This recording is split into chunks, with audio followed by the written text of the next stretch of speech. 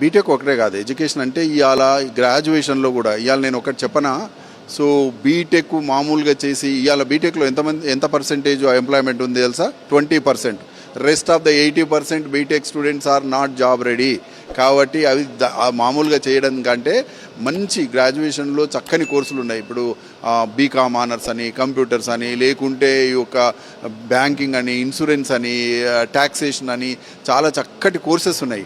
వాటిని తీసుకుంటే మంచి జాబులు ఉన్నాయి. తెలియక పేరెంట్స్ స్టూడెంట్స్ ఏంది ఈ ఫోబియా. ఇంజనీరింగ్ ఎడ్యుకేషన్ అనేది ఒకటి, ఇంజనీరింగ్లో మళ్ళీ కంప్యూటర్ సైన్స్ అనేది అవి కావు. నిజానికి చెప్పాలంటే గ్రాడ్యుయేషన్ అండర్ గ్రాడ్యుయేషన్లో చక్కటి కోర్సులు, జాబులు ఇచ్చే కోర్సులు కూడా మేము ఆఫర్ చేస్తున్నామండి. అది పేరెంట్స్ స్టూడెంట్స్ కూడా చూజ్ చేసుకోవాలి. ఇప్పుడు మనకి ఎట్లా ఉందంటే ఇది we always out of box thinking అంటారు. అంటే కేవలం ఇంజనీరింగే కాదు, బయట ఏమున్నాయి, ఏ రకమైనటువంటి నేను ఒక లా ప్రొఫెసర్.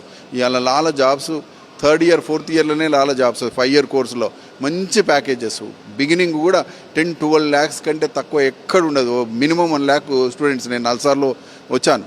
సో అందుకొరకు జనాలు ఏం చేయాలంటే కొంచెం ఈ ఇంజనీరింగ్ మెడికల్ ఫోబియా నుంచి బయటికి రావాలా. హోటల్ మేనేజ్మెంట్ అనుకోండి, లా అనుకోండి, ఇంకా అన్ని రకాల ఇన్సూరెన్స్, బ్యాంకింగ్ ఇట్లాంటివి తీసుకుంటే మంచి చక్కని భవిష్యత్తు ఉంది. ఇంకొకటి నేను చెప్పాను, మన యువత ప్రపంచంతో పోటీ పడాలి. పోటీ పడాలంటే ఏం చేయాలంటే మనకు ఒక నాణ్యతమైనటువంటి విద్య ఉండాలి.